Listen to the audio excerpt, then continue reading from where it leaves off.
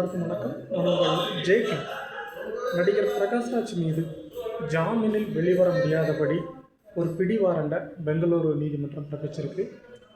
அவர் மீதான கேஸ் என்ன அப்படின்னா, 2019 அந்த கலசூர் கேட் போலீஸ் ஸ்டேஷனில் வழக்கறிஞர் திலீப்குமார் என்பவர் ஒரு புகார் கொடுக்குறாரு. அது என்ன புகார் அப்படின்னா, நடிகர் பிரகாஷ்ராஜ் பல மாநிலங்களில் சார்பாக தேர்தல் வாக்காளர் அடையாள அட்டை வச்சுருக்காரு. அதாவது அவர்கிட்ட கர்நாடகா, தெலுங்கானா, ஆந்திரா மற்றும் தமிழ்நாடு உள்ளிட்ட 4 மாநிலங்களைச் சேர்ந்த வாக்காளர் அடையாள அட்டை அவர்கிட்ட இருக்குது. இது தொடர்பாக விசாரணை நடத்தணும். விசாரணை நடத்தி உரிய முறையில் பிரகாஷ்ராஜ் தவறு பண்ணியிருந்தாருன்னா அவர் சட்டப்படி நடவடிக்கை எடுக்கணும் அப்படிங்கிற மாதிரி ஒரு வழக்கை அவர் பதிவு பண்ணி போலீஸ் நிலையத்தில் கொடுத்துருந்தாரு.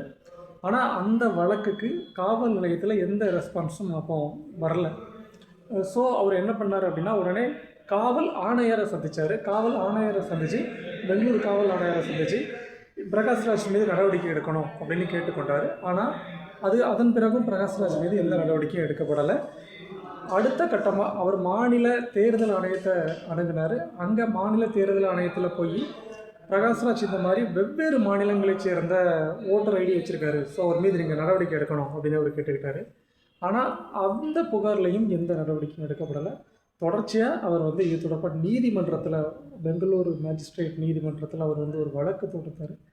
அந்த வழக்கின் அடிப்படையில் தான் தற்போது ஜாமீனில் வெளிவர முடியாத பிடிவாரண்ட் பிரகாஷ்ராஜ் மீது பிறப்பிக்கப்பட்டிருக்கு. இந்த வழக்கில் அவர் ஒருவேளை கைதாகலாம் என்ற தகவலும் வெளியாகியிருக்கு. மீண்டும் ஒரு தகவலோடு நான் உங்களை சந்திக்கிறேன்.